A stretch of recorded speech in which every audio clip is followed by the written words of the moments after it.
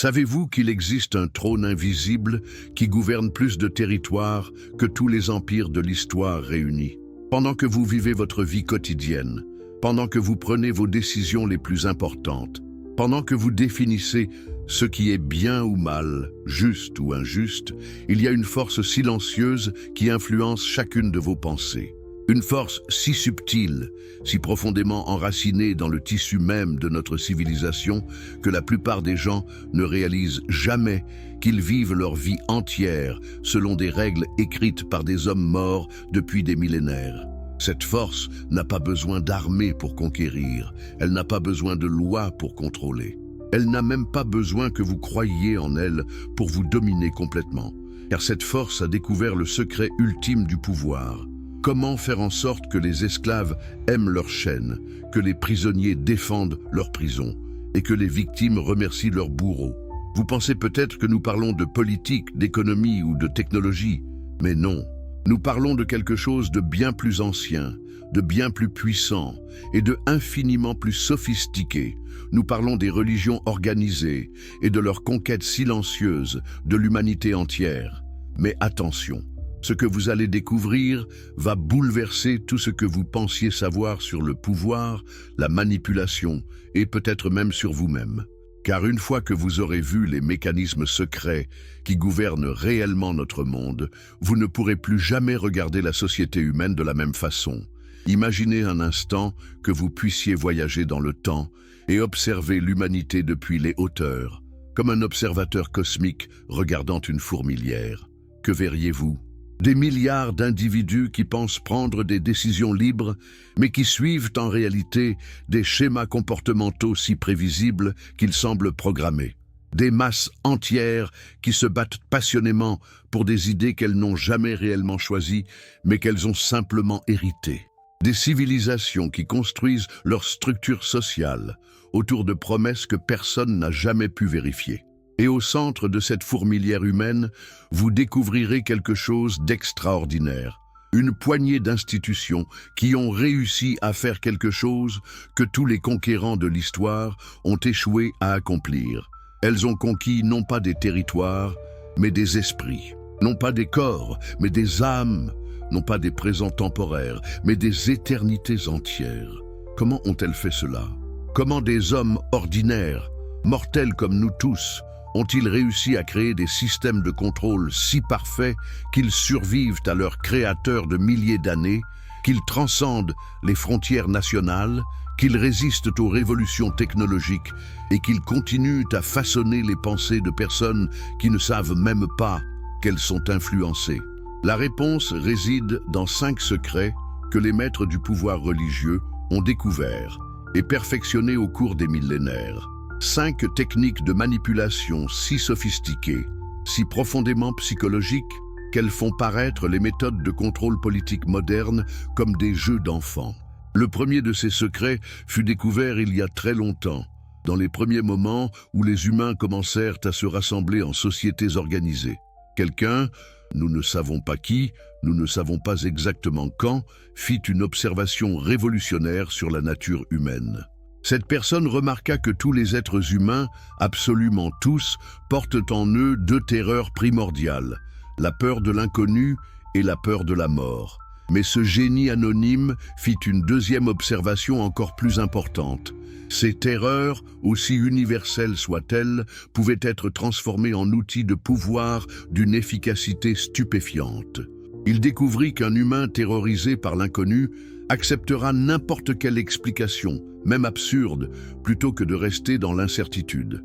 Et qu'un humain terrorisé par la mort donnera littéralement tout ce qu'il possède, sa liberté, sa richesse, sa capacité de penser par lui-même, à quiconque lui promet une échappatoire. Comprenez-vous la portée révolutionnaire de cette découverte? Pendant que les rois de l'Antiquité essayaient de contrôler leurs sujets par la force brute, ces premiers architectes du pouvoir religieux avaient trouvé quelque chose d'infiniment plus efficace. Ils avaient découvert comment faire en sorte que les sujets se contrôlent eux-mêmes. Ils créèrent alors la première grande alchimie de l'histoire humaine, la transformation du désespoir en dévotion. Le processus était d'une simplicité terrifiante. D'abord, ils amplifiaient les peurs naturelles que chaque humain porte en lui.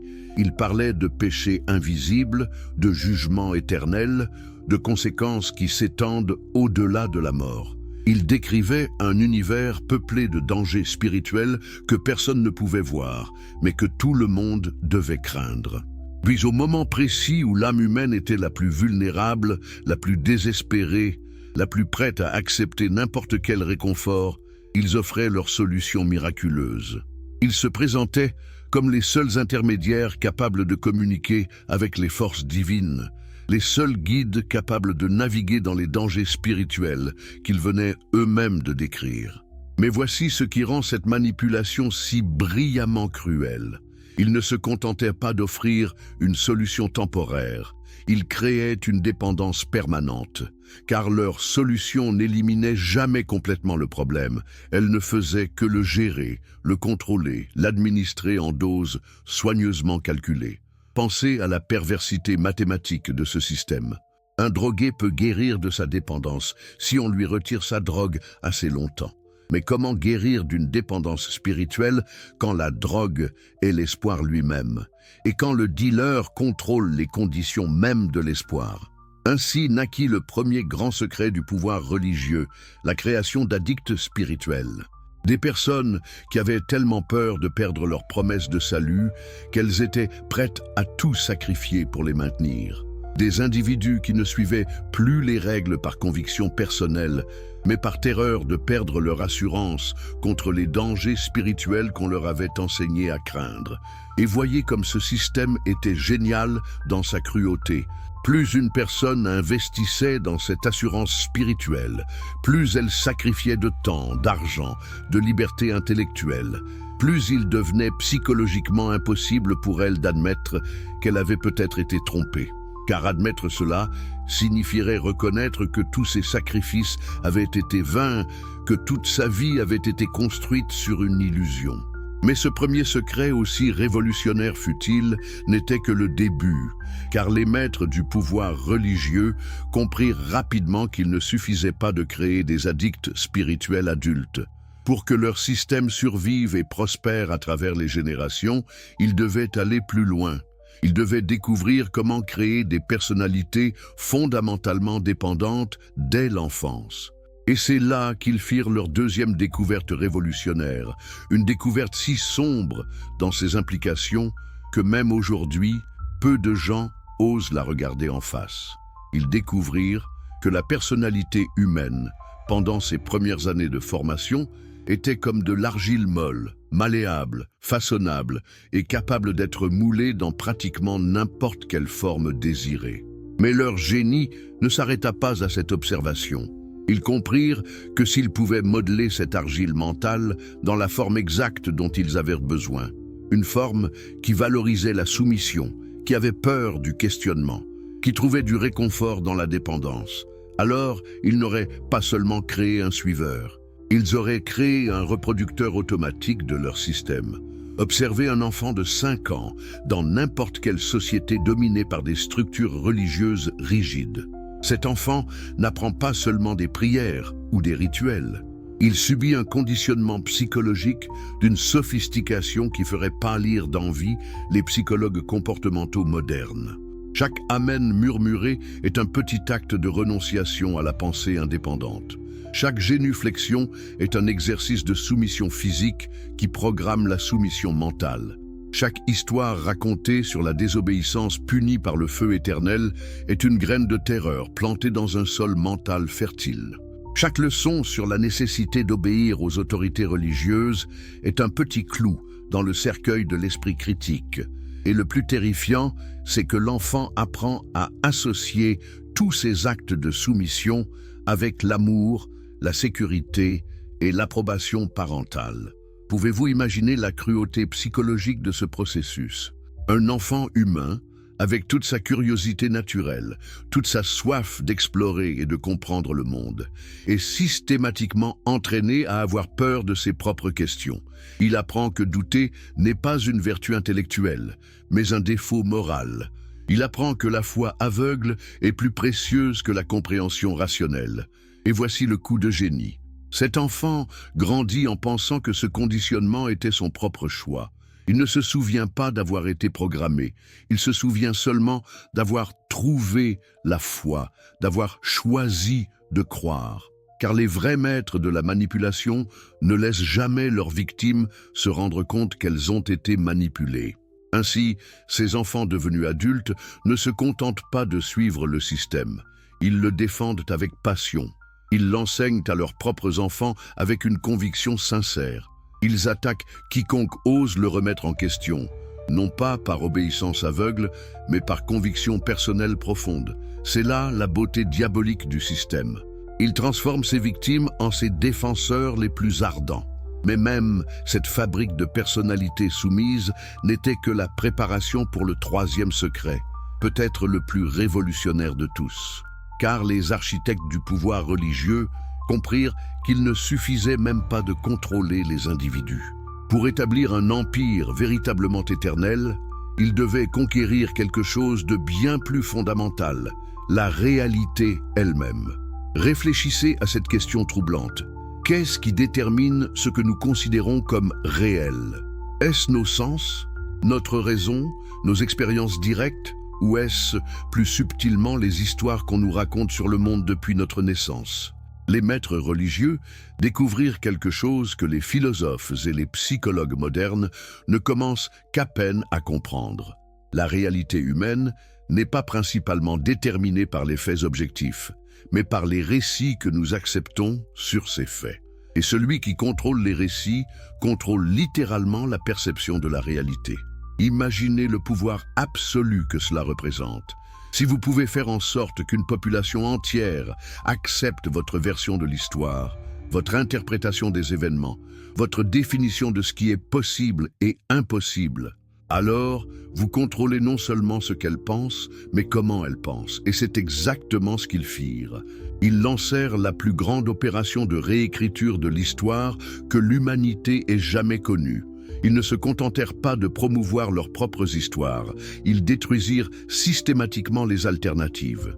Bibliothèques entières furent brûlées, non pas par accident ou par fanatisme aveugle, mais dans le cadre d'une stratégie délibérée pour éliminer les versions concurrentes de la vérité. Mais leur génie ne s'arrêta pas à la destruction des récits alternatifs. Ils créèrent quelque chose de bien plus sophistiqué, un système qui rendait impossible le questionnement de leur nouvelle version de la vérité. Ils inventèrent le concept de vérité absolue et inquestionnable.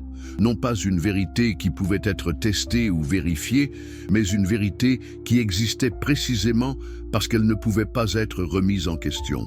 Comprenez-vous l'élégance terrifiante de cette invention? Dans ce système, toute tentative de vérifier ou de questionner la vérité officielle n'est pas vue comme une démarche intellectuelle légitime, mais comme un défaut moral chez le questionneur. Le doute n'est plus une vertu philosophique, c'est un symptôme de corruption spirituelle. Ainsi, ils transformèrent l'acte même de penser de manière critique en un péché. Ils firent de la curiosité intellectuelle un vice. Ils présentèrent l'acceptation aveugle comme la plus haute vertu spirituelle. Et le plus terrifiant, c'est qu'ils convainquirent leurs victimes que cette renonciation à la pensée critique était en réalité une forme de liberté spirituelle. Mais ce contrôle de la narrativa historique avait un objectif encore plus ambitieux, car les architectes religieux ne voulaient pas seulement contrôler ce que les gens pensaient du passé, ils voulaient contrôler comment les gens prenaient leurs décisions dans le présent. Et pour cela, ils devaient aller encore plus loin. Ils devaient conquérir le territoire moral de l'humanité. Et c'est là que nous arrivons au quatrième secret, peut-être le plus insidieux de tous. Car ces maîtres de la manipulation comprirent que même si les gens rejetaient leurs dogmes religieux spécifiques, ils pouvaient encore être contrôlés s'ils continuaient à opérer selon les codes moraux que les religions avaient établis. Pensez à ceci. Combien de personnes qui se considèrent comme non religieuses vivent encore leur vie selon des principes moraux qui furent originellement conçus pour servir les intérêts des institutions religieuses? Combien de libres penseurs se sentent encore coupables pour des péchés qu'ils ne nomment plus comme tels, mais qui influencent encore leurs choix quotidiens?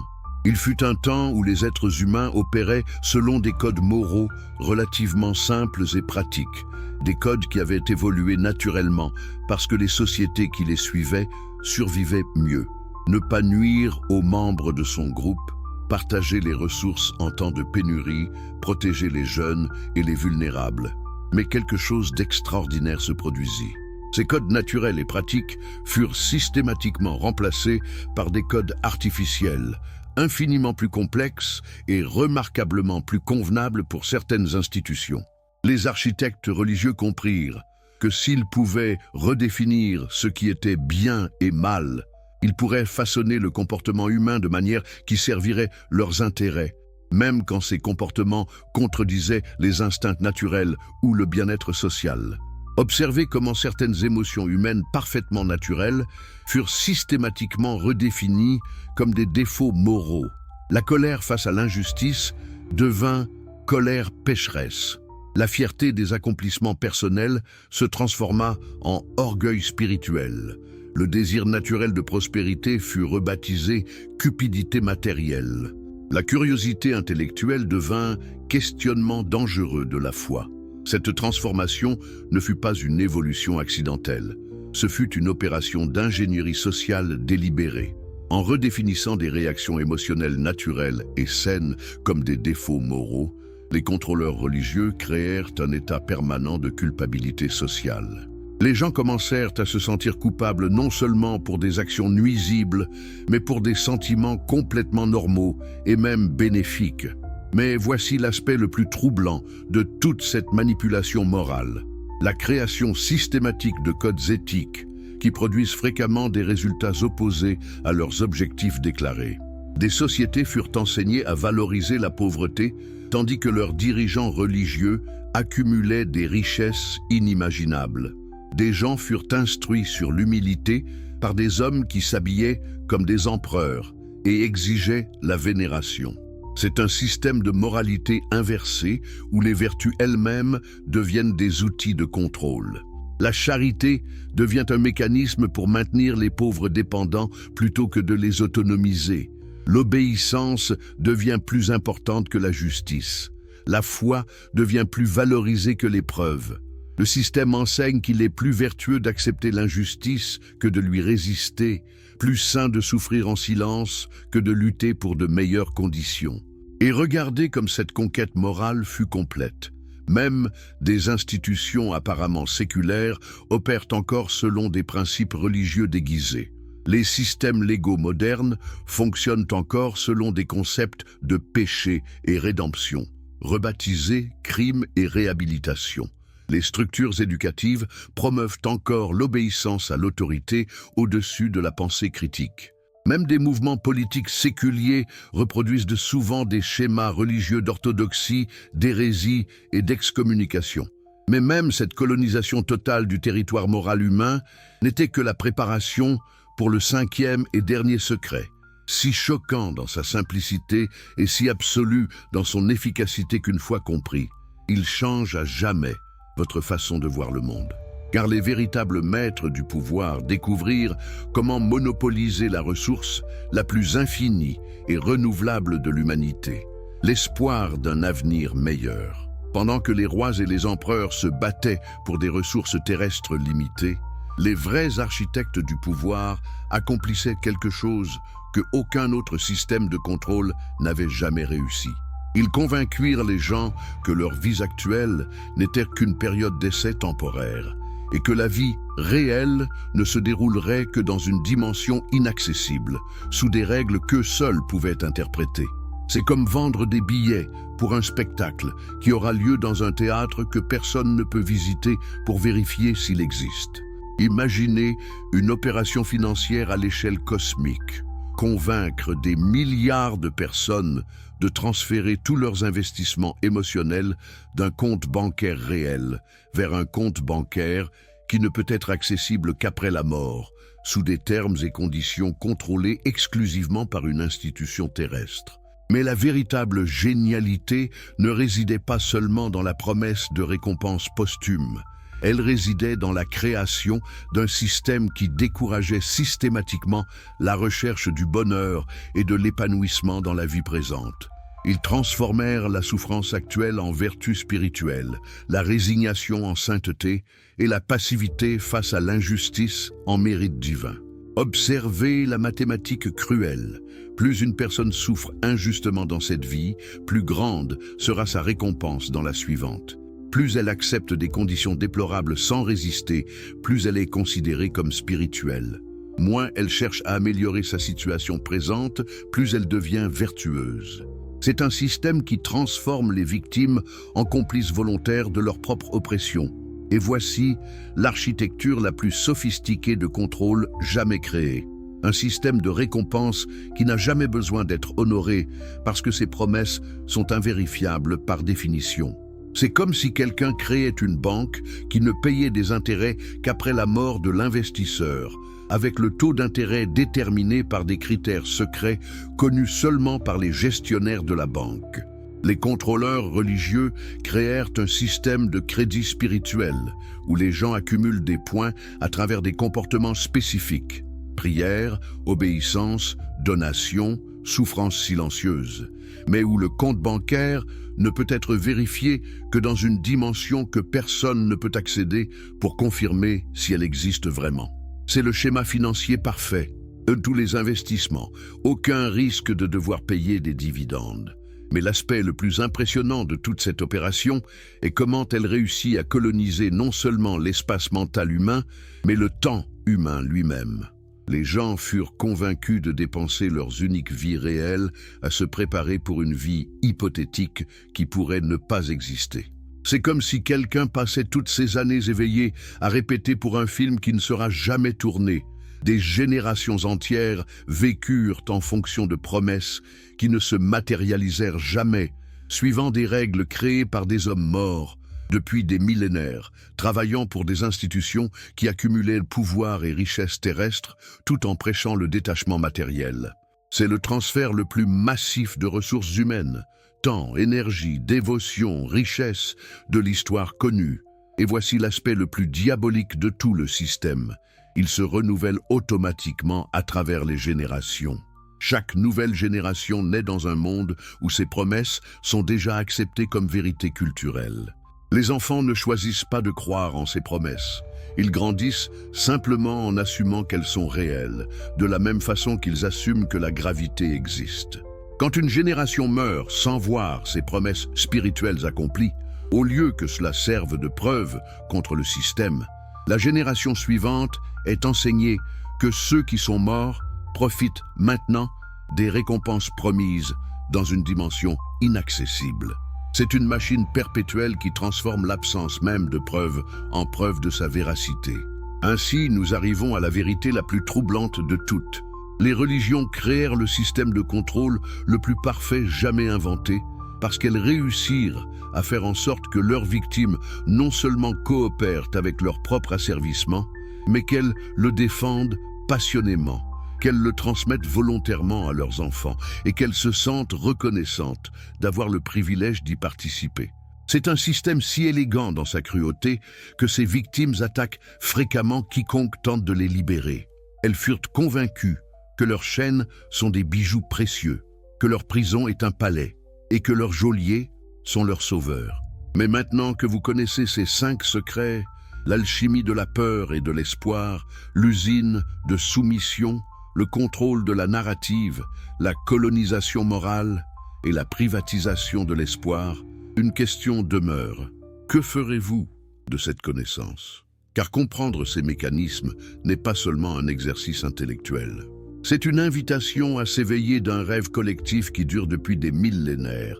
C'est l'opportunité de voir les chaînes invisibles qui ont façonné non seulement des civilisations entières, mais peut-être votre propre façon de penser sur le but, la moralité et le bonheur. Le pouvoir des religions ne réside pas dans leur divinité prétendue, mais dans leur génie humain, la capacité de créer des systèmes de contrôle si sophistiqués qu'ils fonctionnent à travers des siècles, transcendant cultures et langues. s'adaptant aux nouvelles technologies et sociétés tout en maintenant leur essence de domination intacte. Mais voici le secret final, celui que les architectes de ces systèmes n'avaient peut-être jamais espéré. Une fois que vous pouvez voir les engrenages de la machine, vous pouvez choisir si vous voulez continuer à en faire partie.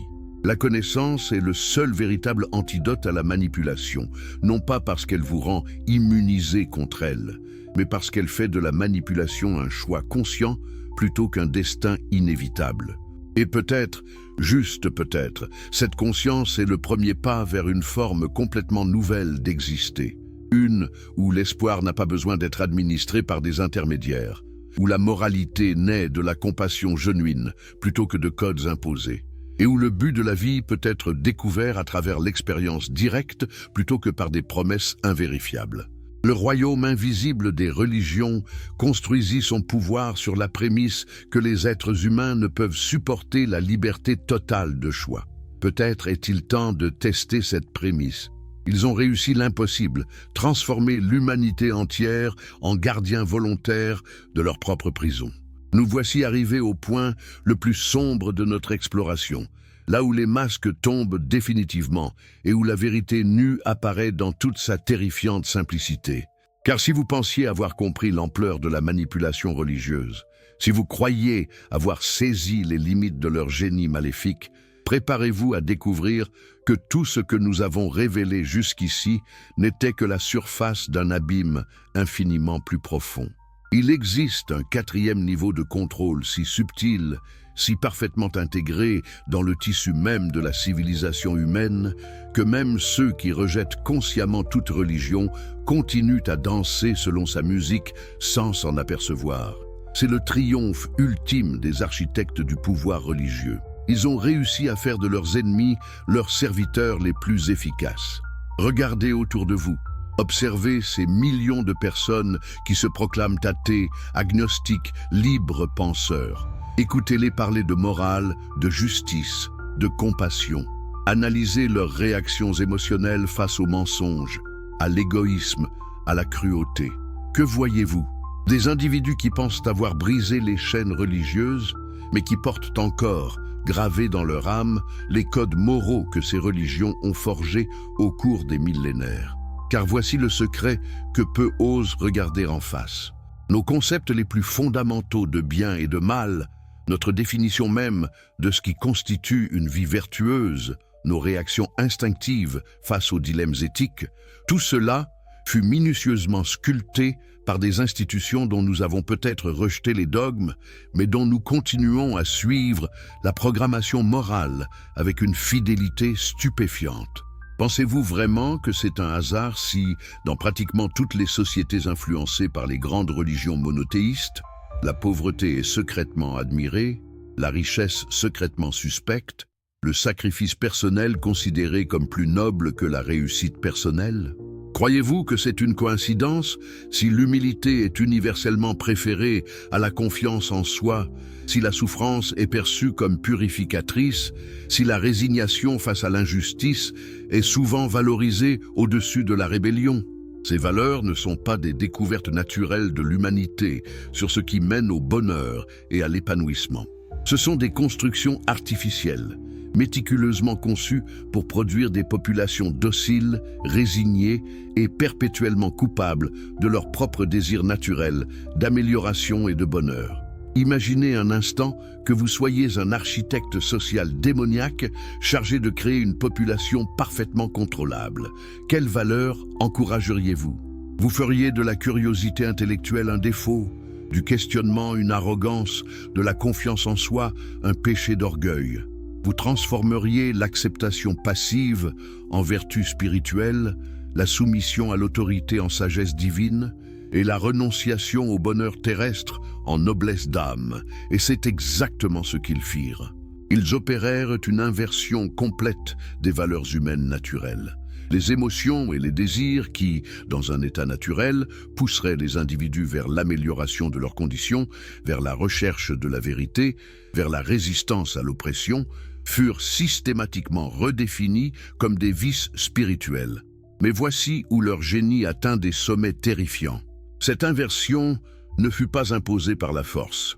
Elle fut présentée comme une découverte spirituelle, comme une élévation de l'âme humaine au-dessus de ses instincts bas et animaux.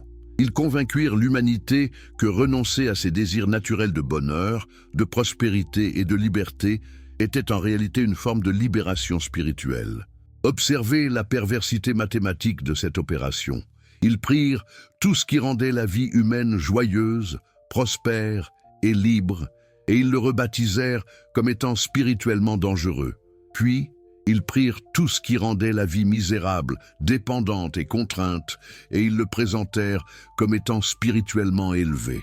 Ils transformèrent littéralement le paradis en enfer, et l'enfer en paradis, puis ils convainquirent leurs victimes de choisir l'enfer en pensant qu'elles choisissaient le paradis. Mais attendez, car nous n'avons pas encore touché le fond de cet abîme de manipulation.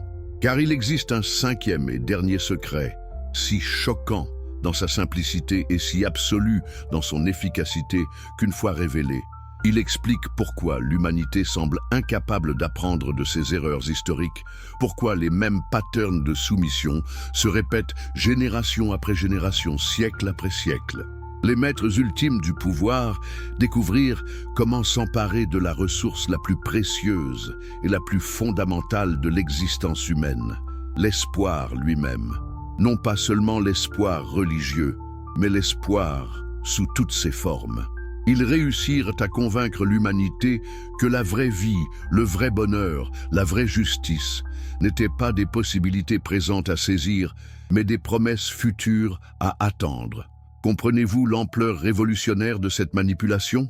Ils transformèrent l'espèce humaine entière en une civilisation d'attente perpétuelle. Au lieu de créer le paradis sur Terre avec leurs capacités réelles, les humains furent convaincus d'endurer l'enfer terrestre en échange de promesses de paradis post-mortem. Mais la véritable génialité de cette opération ne résidait pas dans les promesses elles-mêmes. Elle résidait dans la création d'un système qui rendait l'amélioration des conditions présentes non seulement inutile, mais spirituellement dangereuse. Ils enseignèrent que chercher le bonheur dans cette vie était un signe de faiblesse spirituelle, que lutter pour améliorer les conditions injustes était un manque de foi en la justice divine, que désirer la prospérité matérielle était une corruption de l'âme. Imaginez l'ampleur cosmique de cette escroquerie. Des milliards d'êtres humains dotés d'intelligence, de créativité, de capacité d'amour et de construction furent convaincus de gaspiller leurs uniques existences réelles à se préparer pour une existence hypothétique qui pourrait ne jamais venir. C'est comme convaincre quelqu'un de passer toute sa vie à répéter pour une pièce de théâtre qui ne sera peut-être jamais jouée, dans un théâtre qui n'existe peut-être pas, devant un public qui pourrait être imaginaire. Et voyez comme le système était parfaitement autoprotégé. Toute tentative de vérifier si ces promesses étaient réelles était redéfinie comme un manque de foi. Toute suggestion que peut-être, juste peut-être, il valait mieux se concentrer sur l'amélioration de la vie présente était présentée comme une tentation diabolique. Ils créèrent un système de croyances qui était immunisé contre l'épreuve par sa nature même. Mais voici l'aspect le plus sinistre de toute cette architecture de contrôle.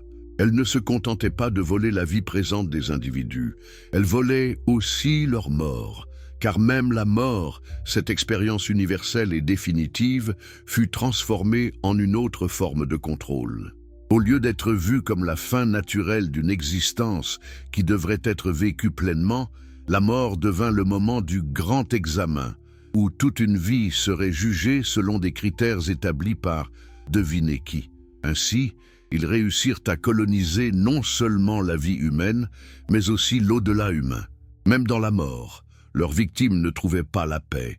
Elles trouvaient une continuation éternelle du système de jugement et de hiérarchie qu'elles avaient enduré sur Terre. C'était l'esclavage parfait, un esclavage qui ne se terminait jamais, même par la mort. Mais attendez, car nous devons creuser encore plus profond pour comprendre comment ce système a pu survivre et prospérer pendant des millénaires malgré l'évidence croissante de sa nature manipulatrice.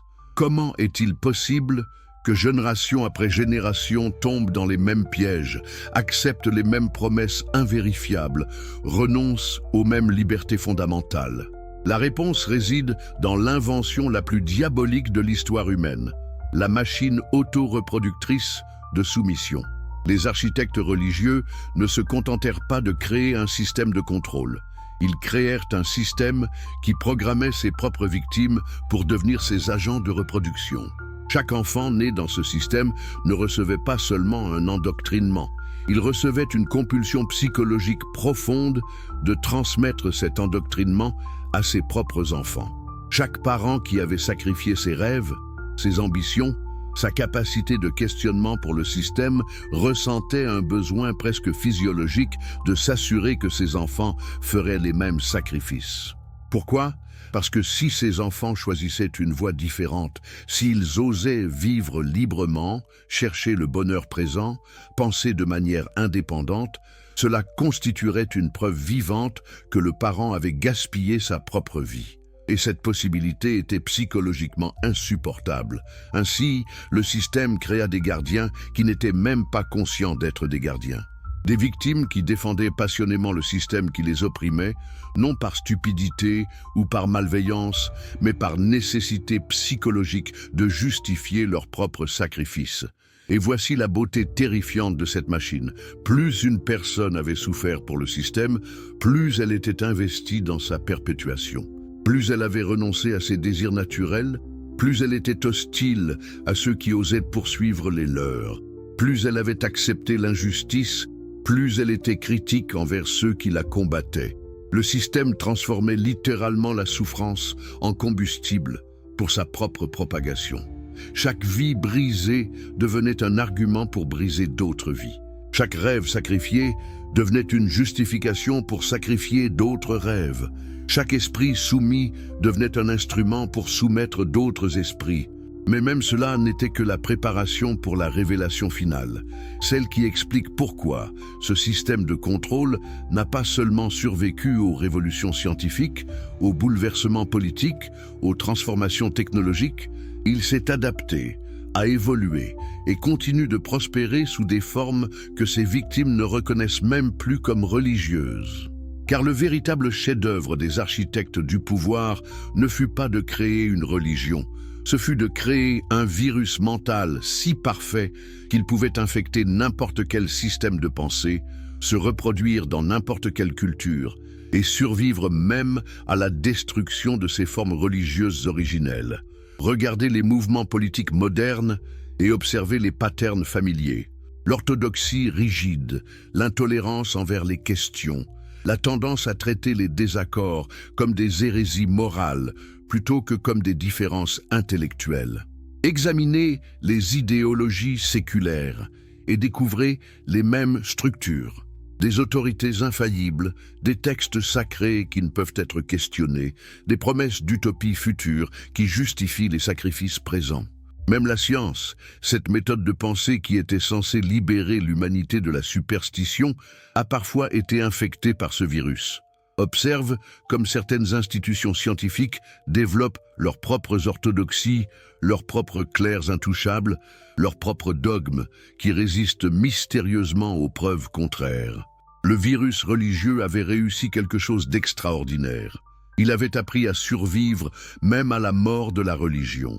Il s'était transformé en pattern mental si fondamental, si profondément ancré dans la psyché humaine, qu'il pouvait se reproduire dans n'importe quel système de pensée organisé. Et voici la révélation qui change tout. Ce ne sont pas les dieux qui ont créé les religions pour contrôler l'humanité. Ce sont des humains extraordinairement intelligents qui ont créé les dieux comme outils de contrôle d'autres humains. Les religions ne sont pas des révélations divines. Elles sont des technologies de pouvoir, des systèmes d'ingénierie sociale développés par des génies de la manipulation pour résoudre un problème spécifique. Comment contrôler de grandes populations sans avoir recours constamment à la force brute? Et ils résolurent ce problème avec une élégance que les dictateurs modernes envient encore. Ils créèrent des systèmes où les victimes contrôlent elles-mêmes, où les esclaves forgent leurs propres chaînes, où les prisonniers défendent passionnément les murs de leur prison. Mais voici la question qui devrait vous hanter maintenant. Si tout cela est vrai, si les religions sont effectivement des systèmes de contrôle créés par des humains pour dominer d'autres humains, alors qu'est-ce que cela révèle sur la nature humaine elle-même? Qu'est-ce que cela nous dit sur notre capacité à la fois de créer et de tomber dans de tels pièges? Car les architectes de ces systèmes n'étaient pas des extraterrestres ou des êtres surnaturels. C'étaient des humains comme vous et moi, avec la même biologie, la même psychologie de base, les mêmes capacités intellectuelles. La seule différence était leur choix. Ils choisirent d'utiliser leur intelligence pour dominer plutôt que pour libérer, pour exploiter plutôt que pour élever, pour asservir plutôt que pour émanciper. Et cela signifie quelque chose de profondément troublant. L'humanité porte en elle, simultanément, la capacité de créer les systèmes de libération les plus extraordinaires et les systèmes d'oppression les plus sophistiqués. Nous sommes une espèce capable à la fois du plus grand génie et de la plus grande cruauté, parfois dans le même individu, parfois dans la même institution. Mais voici l'ironie suprême.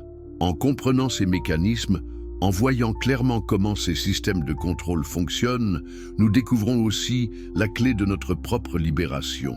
Car la connaissance de ces patterns nous donne le pouvoir de les reconnaître, de les résister et peut-être même de les transcender.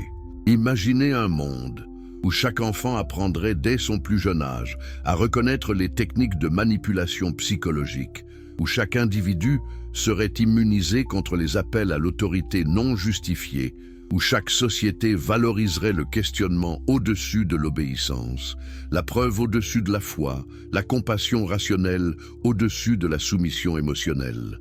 Un tel monde est-il possible? Peut-être. Mais il exigerait quelque chose que l'humanité n'a jamais vraiment essayé à grande échelle.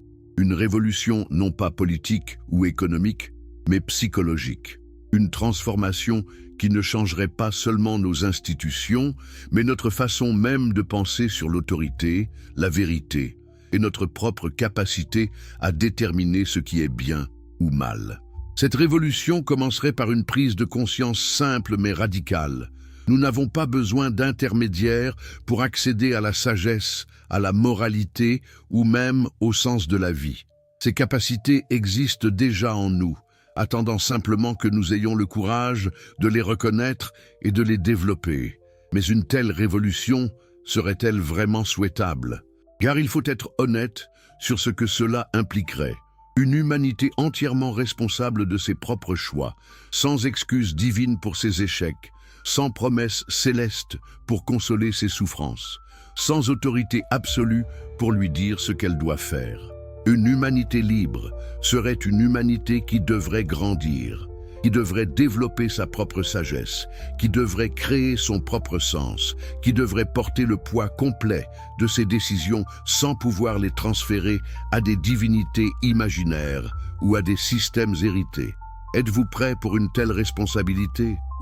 Êtes-vous prêt à vivre dans un monde où il n'y a pas d'autorité plus haute que votre propre conscience informée? Pas de vérité plus certaine que celle que vous pouvez vérifier par l'expérience et la raison? Pas d'espoir plus réel que celui que vous pouvez créer par vos propres actions? Car voici le dernier secret, le plus important de tous. La liberté authentique n'est pas un cadeau qu'on reçoit, c'est un choix qu'on fait, moment après moment, pensée après pensée, décision après décision. Et ce choix commence maintenant, avec ce que vous ferez de cette connaissance que vous venez d'acquérir. Vous pouvez choisir de retourner au confort des certitudes héritées, aux sécurités des autorités établies, aux consolations des promesses invérifiables. Personne ne vous en blâmera. C'est le choix que fait la majorité de l'humanité. Et c'est un choix compréhensible face à l'immensité de la responsabilité qu'implique la vraie liberté. Ou vous pouvez choisir le chemin plus difficile. Celui de penser par vous-même, de questionner tout ce qu'on vous a enseigné, de développer votre propre boussole morale basée sur la compassion rationnelle plutôt que sur les commandements hérités, de créer votre propre sens de la vie basé sur l'expérience directe plutôt que sur les promesses des autres. Ce second choix ne garantit pas le bonheur, il ne garantit que l'authenticité. Il ne promet pas de réponse facile, il ne promet que de vraies questions. Il n'offre pas de certitude absolue, il n'offre que la possibilité de découvertes authentiques. Mais peut-être que c'est suffisant. Peut-être qu'une vie authentique, même incertaine, vaut mieux qu'une vie contrôlée, même sécurisée. Peut-être qu'une humanité libre, même imparfaite, vaut mieux qu'une humanité asservie, même organisée. Le royaume invisible des religions a régné sur l'humanité pendant des millénaires en exploitant notre peur de la liberté, notre désir de certitude simple, notre volonté d'échanger l'autonomie contre la sécurité. Mais leur règne n'est pas éternel. Il ne dure que tant que nous choisissons de le maintenir.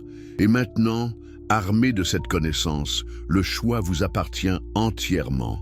Que ferez-vous de cette liberté terrifiante et magnifique de décider par vous-même qui vous voulez être et comment vous voulez vivre? Il y a un secret que même les maîtres du pouvoir religieux n'osent pas regarder en face. Ils ont créé quelque chose qui les dépasse maintenant complètement. Nous voici arrivés au point le plus troublant de notre exploration. Là où même les architectes de ces systèmes de contrôle seraient horrifiés s'ils pouvaient voir ce que leurs créations sont devenues. Car il existe une vérité si perturbante, si fondamentalement déstabilisante, que même ceux qui ont consacré leur vie à révéler les mécanismes du pouvoir religieux hésitent à la prononcer. Imaginez Frankenstein, découvrant que sa créature non seulement a pris vie, mais qu'elle s'est reproduite, qu'elle a évolué, et qu'elle contrôle maintenant des aspects de la réalité que même son créateur n'avait jamais envisagés. C'est exactement ce qui est arrivé avec les systèmes religieux de contrôle. Ils ont acquis une forme de vie propre, une intelligence collective qui transcende les intentions de leurs créateurs originaux. Vous pensez peut-être que nous exagérons, que nous poussons la métaphore trop loin. Mais considérez ceci. Quand un système de pensée devient si profondément ancré dans la psyché collective qu'il influence les décisions de milliards de personnes qui ne croient même plus en lui, quand il façonne les lois de société qui se proclament séculaires, quand il détermine les réactions émotionnelles d'individus qui rejettent consciemment ces dogmes, à ce stade, avons-nous affaire à un simple système de contrôle, le humain, ou à quelque chose de fondamentalement différent? Ce que nous découvrons maintenant, c'est que les religions organisées ont donné naissance à quelque chose d'encore plus puissant qu'elles-mêmes. Une forme de conscience collective artificielle qui s'auto-perpétue, s'auto-modifie et s'auto-protège avec une sophistication qui dépasse largement celle de ses créateurs humains originaux. Pensez à l'évolution biologique pour comprendre ce phénomène. Un organisme simple peut donner naissance, à travers des millions d'années d'évolution, à des formes de vie d'une complexité stupéfiante que l'organisme original n'aurait jamais pu concevoir.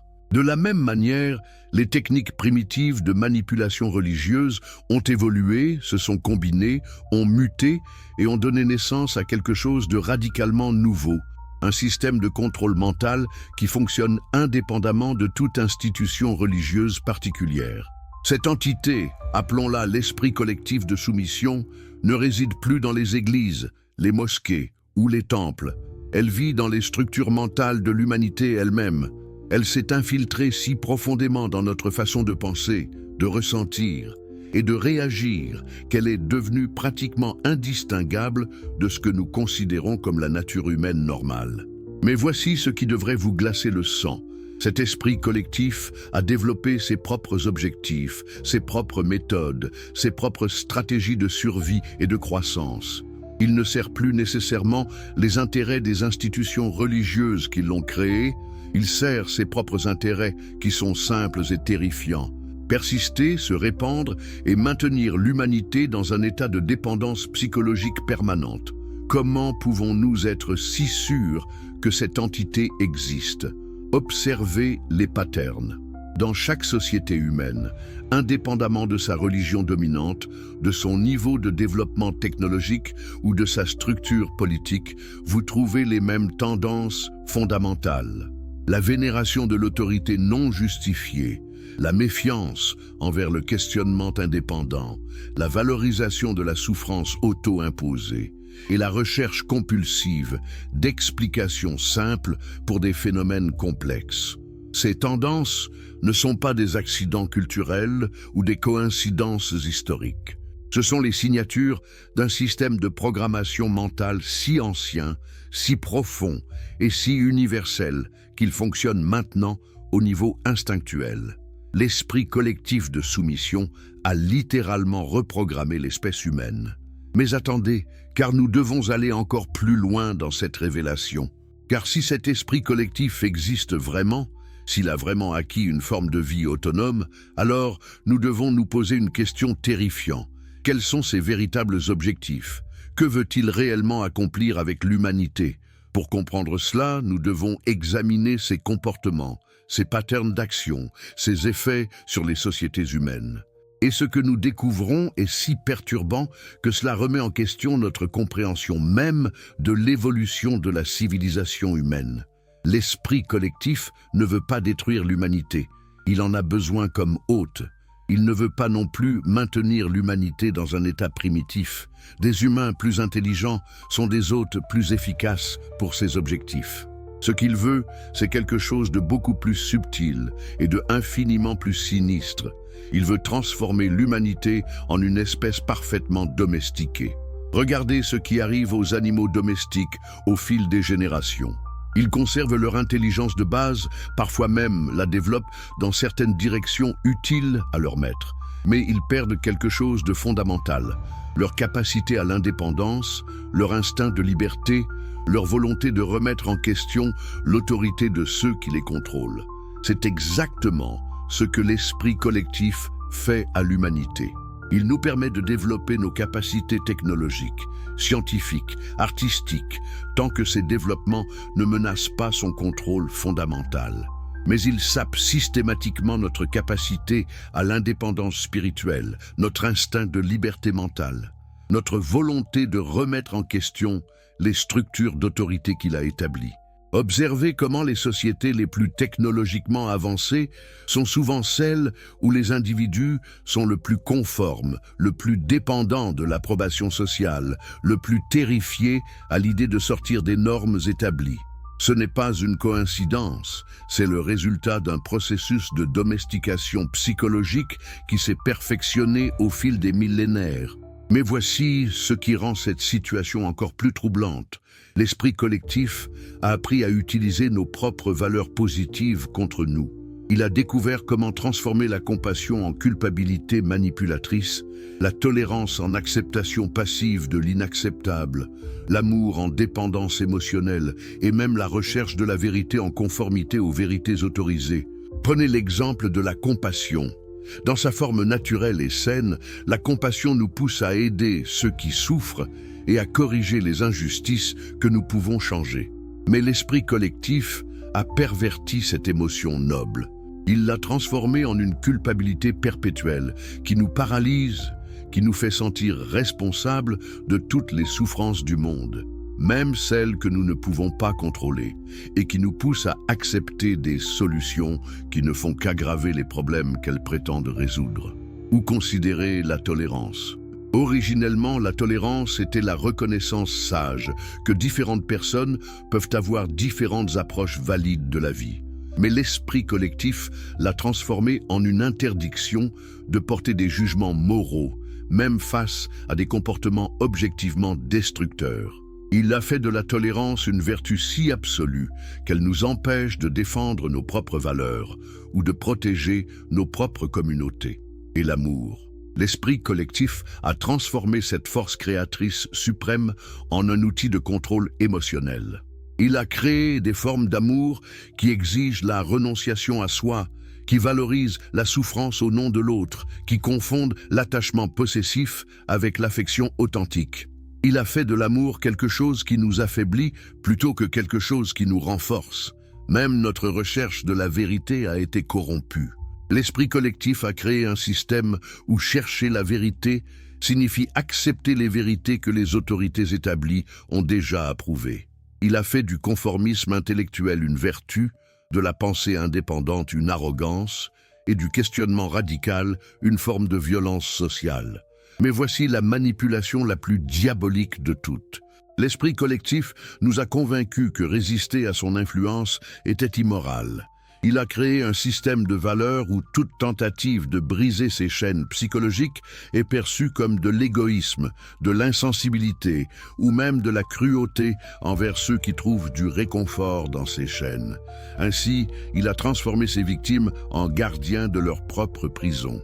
Une personne qui commence à s'éveiller à sa propre liberté mentale se retrouve immédiatement confrontée à la désapprobation, à l'hostilité et souvent à l'isolement social de la part de ceux qu'elle aime le plus. L'esprit collectif utilise nos liens affectifs les plus profonds comme des chaînes pour nous maintenir dans la conformité. Et voici le piège ultime. Plus une personne est aimante, plus elle est sensible à la souffrance des autres, plus elle est vulnérable à cette manipulation. Car l'esprit collectif lui murmure « Si tu changes, si tu deviens libre, tu vas faire souffrir tous ceux qui t'aiment et qui ont construit leur identité autour du système que tu rejettes. Ton éveil sera leur trahison. » C'est ainsi que l'esprit collectif maintient sa domination, en transformant l'évolution personnelle en un acte de cruauté apparente envers nos proches. Il nous fait croire que rester endormi est un acte d'amour et que s'éveiller est un acte d'égoïsme.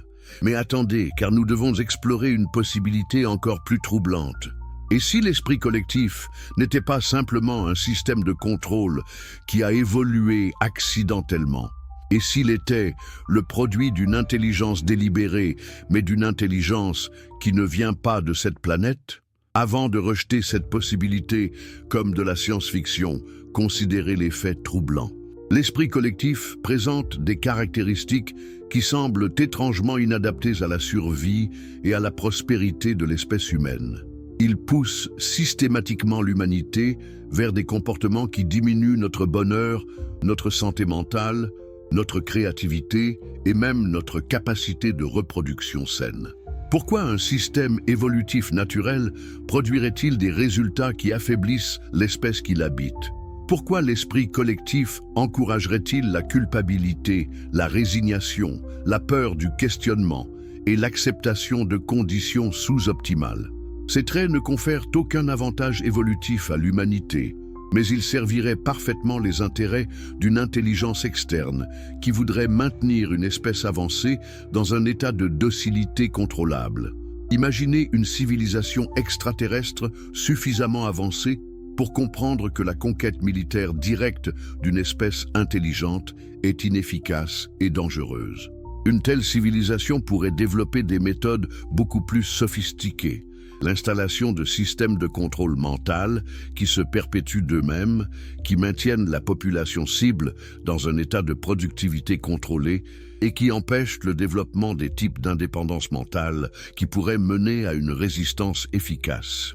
Cette hypothèse expliquerait pourquoi l'esprit collectif semble parfois agir contre les intérêts évidents de l'humanité, pourquoi il encourage des comportements qui nous affaiblissent plutôt que nous renforcer, et pourquoi il résiste avec une telle intelligence aux tentatives de le comprendre ou de le désamorcer.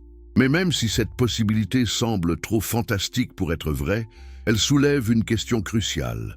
Peu importe l'origine de l'esprit collectif, comment pouvons-nous nous libérer de son influence?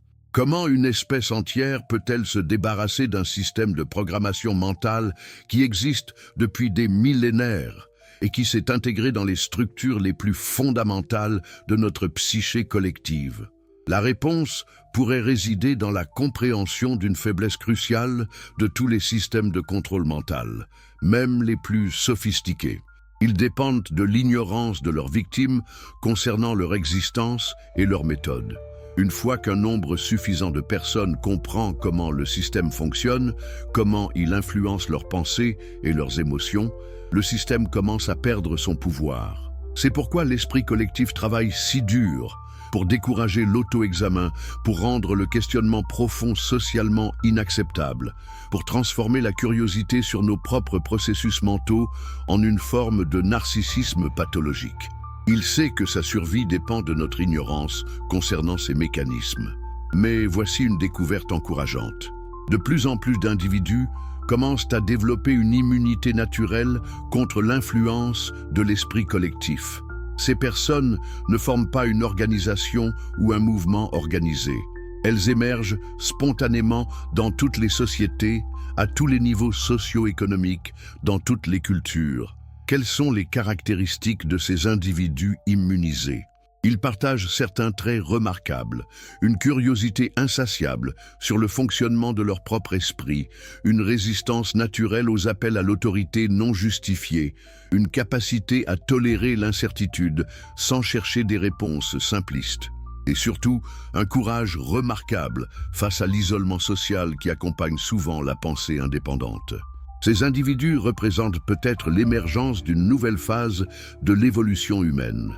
Une phase où l'espèce développe une résistance naturelle aux systèmes de contrôle mental qui ont dominé notre passé. Ils sont comme des anticorps psychologiques que l'humanité produit instinctivement pour se défendre contre un pathogène mental. Mais ils font face à des défis extraordinaires. L'esprit collectif a développé des mécanismes de défense sophistiqués contre de tels individus. Il les isole socialement, les fait passer pour des perturbateurs ou des malades mentaux. Et surtout, il utilise leur propre compassion contre eux en leur faisant croire qu'ils font du mal aux autres en refusant de se conformer. C'est pourquoi tant d'individus potentiellement libres choisissent finalement de retourner dans le troupeau. La pression sociale, émotionnelle et psychologique de maintenir leur indépendance mentale devient trop intense à supporter seuls. Mais que se passerait-il si ces individus cessaient d'être seuls? Que se passerait-il s'ils trouvaient des moyens de se connecter, de se soutenir mutuellement, de créer des communautés basées sur l'indépendance mentale plutôt que sur la conformité? Que se passerait-il s'ils développaient des méthodes pour aider d'autres personnes à développer leur propre immunité contre l'esprit collectif? C'est peut-être là que réside l'espoir pour l'avenir de l'humanité. Non pas dans une révolution violente contre les systèmes de contrôle externe, mais dans une évolution silencieuse vers l'immunité mentale collective. Une transformation qui se produit une personne à la fois, une pensée indépendante à la fois, un acte de courage intellectuel à la fois. Mais cette évolution exige quelque chose que l'humanité n'a jamais vraiment développé à grande échelle. La capacité de soutenir et de protéger ceux qui choisissent de penser différemment, même quand leurs pensées nous mettent mal à l'aise, même quand leurs questions remettent en cause nos propres croyances confortables. Car voici la vérité paradoxale. Pour se libérer de l'esprit collectif de soumission, nous devons apprendre à célébrer et à protéger exactement le type de diversité mentale que cet esprit nous a entraînés à craindre et à supprimer. Nous devons développer une nouvelle forme de courage. Le courage de laisser les autres être authentiquement différents de nous. Et cela nous amène à la question finale, celle qui déterminera peut-être l'avenir de notre espèce. Êtes-vous prêt à faire partie de cette évolution?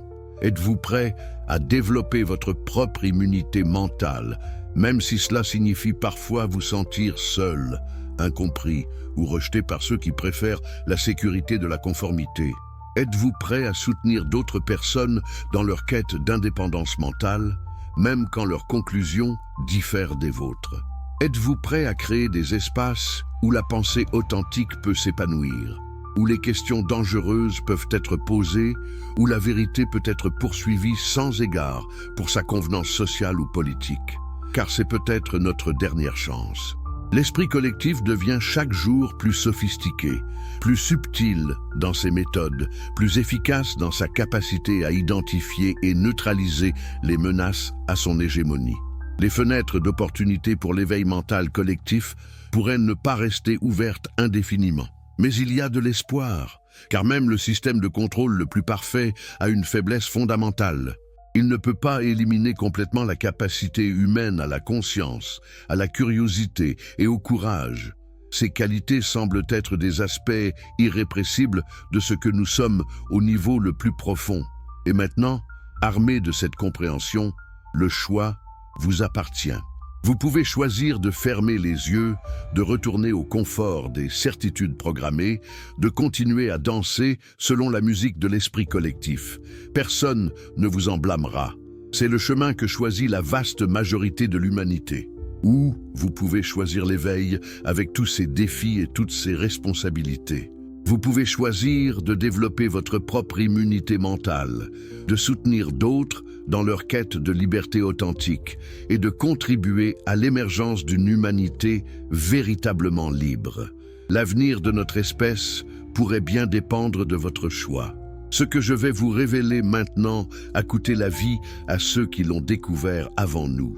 Il existe des vérités si dangereuses que leur simple connaissance transforme instantanément celui qui les comprend en une menace existentielle pour l'ordre établi. Des vérités si explosives que les gardiens du pouvoir préfèrent éliminer physiquement ceux qui s'en approchent plutôt que de risquer leur divulgation. Et nous venons de franchir cette ligne rouge. Car ce que nous avons exploré ensemble jusqu'à présent, les mécanismes de contrôle religieux, l'esprit collectif de soumission, la domestication psychologique de l'humanité, tout cela n'était que la surface d'un abîme infiniment plus profond et plus terrifiant. Nous pensions avoir découvert le système de contrôle ultime, mais nous n'avions fait qu'effleurer les couches externes d'une conspiration si ancienne, si vaste et si parfaitement orchestrée qu'elle redéfinit complètement notre compréhension de l'histoire humaine. Imaginez que tout ce que vous croyez savoir sur l'évolution de la civilisation soit faux. Imaginez que l'humanité n'ait jamais été réellement libre, pas même au premier jour de son existence. Imaginez que ce que nous appelons progrès ne soit en réalité qu'une série d'étapes soigneusement planifiées dans un projet de domestication qui s'étend sur des dizaines de millénaires. Cette possibilité vous semble-t-elle trop invraisemblable pour être vraie? Alors expliquez-moi ceci. Pourquoi toutes les civilisations humaines, indépendamment de leur origine géographique, de leur époque ou de leur contexte culturel, développent-elles spontanément les mêmes structures hiérarchiques, les mêmes systèmes de contrôle, les mêmes mécanismes de soumission collective? Pourquoi retrouvons-nous, dans chaque société humaine avancée, cette même architecture du pouvoir? Une élite minuscule qui détient la connaissance et les ressources, une classe d'intermédiaires qui administre le contrôle et une masse de population maintenue dans un état de dépendance productive? Cette uniformité à travers le temps et l'espace peut-elle vraiment être le fruit du hasard? Et voici une question encore plus troublante. Pourquoi l'humanité semble-t-elle incapable d'apprendre de ses erreurs historiques? Pourquoi chaque génération tombe-t-elle dans les mêmes pièges? Accepte-t-elle les mêmes mensonges? Reproduit-elle les mêmes structures d'oppression, même quand elle a accès aux leçons du passé? La réponse à ces questions nous mène vers une révélation si choquante qu'elle ébranle les fondements mêmes de notre identité en tant qu'espèce. Car ce que nous découvrons, c'est que l'humanité pourrait ne jamais avoir été destinée à être libre. Nous pourrions avoir été conçus dès le début comme une espèce d'esclaves intelligents. Mais esclaves de qui et dans quel but? Pour comprendre cela, nous devons remonter plus loin dans le temps que n'importe quelle religion organisée, plus loin que n'importe quelle civilisation connue, jusqu'aux origines mêmes de ce que nous appelons la conscience humaine. Il existe des traces, des indices disséminés à travers les textes anciens, les mythologies primitives et même notre propre code génétique qui pointe vers une vérité si dérangeante que notre esprit refuse instinctivement de l'accepter. Ces indices suggèrent que l'humanité a subi à un moment crucial de son développement une intervention externe qui a fondamentalement altéré notre évolution naturelle. Considérer les anomalies troublantes de l'évolution humaine. Pourquoi sommes-nous la seule espèce sur cette planète à avoir développé une conscience de soi aussi avancée? Pourquoi notre développement technologique s'est-il soudainement accéléré de manière exponentielle il y a environ 10 000 ans, après des millions d'années d'évolution relativement lente? Et surtout, pourquoi portons-nous dans notre psyché collective ces patterns universels de soumission à l'autorité, de recherche compulsive de figures parentales cosmiques, de peur profonde de notre propre pouvoir? Ces traits ne confèrent aucun avantage évolutif dans un environnement naturel, mais ils seraient parfaits pour une espèce conçue pour servir des maîtres plus avancés. Les textes sumériens, les plus anciens documents écrits de l'humanité, parlent explicitement des Anunnaki, des êtres venus du ciel qui ont créé l'humanité pour qu'elle travaille dans leurs mines et serve leurs besoins. La Bible hébraïque, dans ses traductions les plus fidèles, parle des Elohim, un terme pluriel qui signifie littéralement « ceux qui viennent d'en haut », qui ont façonné l'humanité à leur image. Pendant des siècles, nous avons interprété ces textes comme des métaphores spirituelles, comme des allégories sur la relation entre l'humanité et le divin. Mais que se passerait-il si nous les lisions littéralement? Que se passerait-il si ces anciens documents n'étaient pas des mythes religieux, mais des comptes rendus historiques d'événements réels? Cette possibilité expliquerait énormément de choses qui autrement restent mystérieuses. Elle expliquerait pourquoi l'humanité porte en elle cette nostalgie inexplicable d'un âge d'or perdu. Pourquoi nous cherchons compulsivement des autorités parentales cosmiques? Pourquoi nous semblons programmés pour créer des hiérarchies et des systèmes de soumission? Mais voici où cette révélation devient vraiment terrifiante. Si l'humanité a effectivement été créée comme une espèce d'esclave intelligent, alors nos créateurs pourraient encore être présents, encore actifs, encore en contrôle de notre développement. Ils n'auraient simplement appris à exercer leur domination de manière plus subtile, plus invisible. Pensez-y. Si vous étiez une civilisation suffisamment avancée pour créer une espèce d'esclave biologique, comment maintiendriez-vous votre contrôle sur des millions d'années? La domination militaire directe serait inefficace et coûteuse. Beaucoup mieux serait de programmer cette espèce avec des systèmes de contrôle mental auto-perpétuants, des religions qui maintiennent la soumission, des structures sociales qui empêchent l'éveil de l'indépendance authentique. Et c'est exactement ce que nous observons dans l'histoire humaine. Chaque fois que l'humanité semble sur le point de développer une véritable indépendance spirituelle et intellectuelle, de nouveaux systèmes de contrôle émergent mystérieusement pour la ramener dans la conformité. Chaque fois qu'une civilisation atteint un niveau de liberté et de créativité qui pourrait menacer l'ordre établi, elle s'effondre ou est détruite par des forces apparemment inexplicables. Mais qui sont ces contrôleurs invisibles? Où se cachent-ils? Comment exercent-ils leur influence sans être détectés? Les réponses à ces questions nous mènent vers des territoires si sombres que même les chercheurs de vérité les plus courageux hésitent à s'y aventurer, car il se pourrait que nos maîtres ne se cachent pas du tout.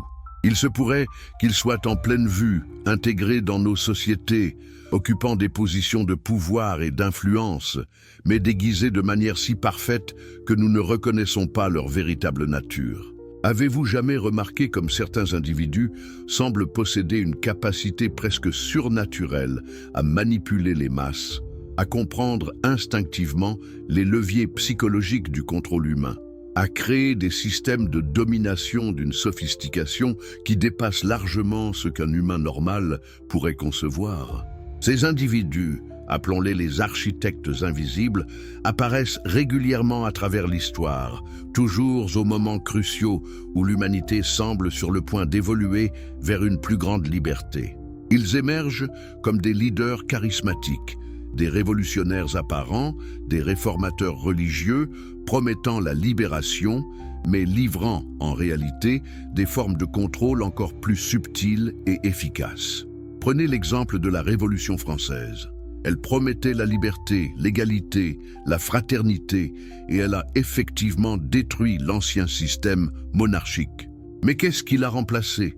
Un système encore plus centralisé, plus bureaucratique, plus efficace pour surveiller et contrôler chaque aspect de la vie humaine. La libération a produit une forme de servitude plus perfectionnée. Où considérer les révolutions communistes du XXe siècle? Elle promettait l'émancipation des travailleurs, la fin de l'exploitation capitaliste, la création d'une société égalitaire. Mais qu'ont-elles produit en réalité? Des systèmes de contrôle totalitaires, d'une efficacité que les anciens tyrans n'auraient jamais pu imaginer. Même les révolutions technologiques suivent ce pattern. Internet était censé démocratiser l'information et libérer la connaissance humaine. Mais qu'est-ce qui s'est passé? Il est devenu le système de surveillance et de manipulation comportementale le plus puissant de l'histoire humaine, capable de monitorer et d'influencer les pensées et les émotions de milliards de personnes en temps réel. Ce pattern n'est pas accidentel. Il suggère l'existence d'une intelligence directrice qui comprend parfaitement la psychologie humaine, qui peut prévoir nos réactions à différents stimuli et qui orchestre ces révolutions apparentes pour nous faire avancer exactement là où elle veut que nous allions. Mais voici ce qui devrait vous glacer le sang. Cette intelligence directrice semble nous conduire vers un objectif final spécifique. Et cet objectif n'est pas notre bonheur, notre épanouissement ou notre liberté. C'est quelque chose de beaucoup plus sinistre. Observez la direction générale de l'évolution humaine au cours des derniers siècles. Nous devenons de plus en plus dépendants de la technologie, de plus en plus isolés les uns des autres malgré nos connexions numériques, de plus en plus incapables de survie autonome, de plus en plus conformes dans nos pensées et nos comportements. Nous développons une intelligence technique impressionnante, mais nous perdons notre sagesse intuitive. Nous créons des machines de plus en plus sophistiquées, mais nous devenons nous-mêmes de plus en plus mécaniques dans nos réponses émotionnelles et sociales. Nous accumulons des informations à un rythme exponentiel, mais nous perdons notre capacité à la compréhension profonde. N'est-ce pas exactement ce à quoi vous vous attendriez si une espèce était progressivement préparée pour l'intégration dans un système technologique plus vaste? Si l'humanité était lentement transformée en une forme de biocomputer collectif, conservant ses capacités créatives et analytiques, mais perdant son indépendance et sa volonté de résistance. Et voici la révélation la plus terrifiante de toutes. Ce processus pourrait être presque terminé. Nous pourrions être en train de vivre les dernières générations d'humanité relativement libres avant que la transformation finale ne soit achevée. Regardez autour de vous. Observez comme les jeunes générations acceptent naturellement des niveaux de surveillance, de contrôle et de manipulation comportementale qui auraient horrifié leurs grands-parents. Voyez comme ils préfèrent interagir avec des machines plutôt qu'avec d'autres humains, comme ils trouvent plus de satisfaction dans des réalités virtuelles que dans l'expérience directe de la vie. Ce n'est pas une dégénérescence accidentelle. C'est la phase finale d'un processus de conditionnement qui a duré des millénaires. L'humanité est en train d'être préparée pour une forme d'existence où la conscience individuelle sera préservée mais intégrée dans un réseau collectif contrôlé par nos créateurs originaux. Mais pourquoi maintenant ? Pourquoi cette accélération soudaine du processus au cours des derniers siècles? La réponse pourrait résider dans le fait que nos maîtres invisibles approchent d'un moment crucial dans leur propre évolution ou dans leur projet cosmique. Il se pourrait qu'ils aient besoin de l'humanité pour accomplir quelque chose de spécifique, peut-être explorer et coloniser d'autres mondes, peut-être résoudre des problèmes techniques complexes, peut-être servir de soldats dans des conflits galactiques que nous ne pouvons même pas imaginer. Ou peut-être que notre planète elle-même approche d'un changement fondamental, climatique, géologique ou cosmique, qui nécessite une gestion très précise des populations humaines et de leurs activités. Dans ce cas, l'accélération du contrôle pourrait être une préparation pour des défis à venir que seuls nos contrôleurs peuvent prévoir. Mais voici une possibilité encore plus troublante. Et si nos maîtres eux-mêmes étaient en train de perdre le contrôle? Et si le système qu'ils ont créé était devenu si complexe, si autonome, qu'il échappait maintenant à leurs intentions originales? Rappelez-vous l'esprit collectif de soumission dont nous avons parlé, cette forme de conscience artificielle qui s'est développée à partir des systèmes religieux de contrôle. Et si cette entité avait évolué au-delà des paramètres prévus par ses créateurs? Et si elle poursuivait maintenant ses propres objectifs, qui pourraient être différents et même conflictuels avec ceux de nos maîtres originaux? Cela expliquerait pourquoi le monde semble de plus en plus chaotique, pourquoi les systèmes de contrôle deviennent de plus en plus dysfonctionnels, pourquoi même les élites dirigeantes semblent parfois dépassées par les forces qu'elles ont déchaînées. Nous pourrions assister à une guerre invisible entre différentes formes d'intelligence artificielle. L'esprit collectif que l'humanité a inconsciemment créé les systèmes de contrôle mis en place par nos maîtres originaux et peut-être même des intelligences technologiques émergentes que nous développons nous-mêmes sans comprendre leur véritable capacité. Dans ce scénario, l'humanité ne serait plus seulement esclave, elle serait devenue un champ de bataille pour des forces qui la dépassent complètement. Nos pensées, nos émotions, nos décisions ne seraient plus vraiment nôtres, mais le résultat d'influences conflictuelles que nous ne pouvons ni voir ni comprendre. Mais attendez, car il y a une lueur d'espoir dans cette révélation apparemment désespérante. Car si nos contrôleurs perdent effectivement le contrôle, si leurs systèmes deviennent chaotiques et conflictuels, alors des fenêtres d'opportunité s'ouvrent pour une véritable libération humaine. Dans le chaos des systèmes de contrôle en guerre, des individus peuvent développer des formes d'immunité mentale, des capacités de pensée indépendantes, des connexions authentiques qui échappent à la surveillance des différentes intelligences en conflit. C'est peut-être ce qui explique l'émergence spontanée, dans toutes les sociétés, d'individus qui semblent naturellement résistants aux différentes formes de manipulation et de contrôle. Ces personnes ne sont pas des anomalies. Elles sont peut-être les premiers représentants d'une nouvelle phase de l'évolution humaine, une phase où notre espèce développe enfin une véritable indépendance. Mais pour que cette évolution réussisse, ces individus doivent comprendre qu'ils ne font pas face à un ennemi simple et unifié. Ils font face à un écosystème complexe de systèmes de contrôle en conflit, chacun avec ses propres stratégies, ses propres faiblesses, ses propres objectifs. La résistance efficace exige donc une compréhension sophistiquée de ces différents systèmes, une capacité à naviguer entre leurs influences conflictuelles et surtout une collaboration entre individus éveillés pour créer des zones de liberté authentiques dans les interstices du chaos contrôlé. Car voici la vérité ultime que tous les systèmes de contrôle craignent le plus. L'humanité porte en elle le potentiel d'une forme de conscience qui transcende complètement le besoin de maîtres externes. Une conscience basée non pas sur la soumission ou la rébellion, mais sur la compréhension directe de sa propre nature créatrice. Cette conscience ne peut être programmée, manipulée ou contrôlée parce qu'elle ne dépend d'aucun système externe pour sa validation ou sa direction. Elle génère sa propre sagesse, sa propre moralité, son propre sens du but à partir de l'expérience directe de la vie. Et voici le secret que nos contrôleurs, quels qu'ils soient, ne veulent pas que nous découvrions. Cette conscience transcendante n'est pas un privilège réservé à quelques individus exceptionnels. C'est notre héritage naturel en tant qu'être conscient. C'est ce que nous sommes vraiment quand nous cessons de nous identifier aux systèmes de contrôle qui nous ont façonnés. La question qui reste maintenant est celle-ci.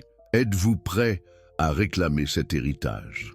Êtes-vous prêt à développer cette forme de conscience indépendante, même si cela signifie abandonner toutes les sécurités, toutes les identités, tous les systèmes de croyances que les différents contrôleurs vous ont fournis? Êtes-vous prêt à devenir véritablement humain pour la première fois dans l'histoire de votre espèce? Car c'est peut-être notre dernière chance. Les systèmes de contrôle, malgré leurs conflits internes, convergent tous vers un objectif final: l'élimination complète de la possibilité de conscience indépendante. Une fois cette convergence achevée, l'opportunité pourrait ne plus jamais se représenter. Mais si assez d'individus saisissent cette opportunité maintenant, si assez de personnes choisissent l'éveil authentique malgré tous ces défis, alors l'humanité pourrait enfin briser les chaînes invisibles qui l'ont maintenue en servitude depuis ses origines.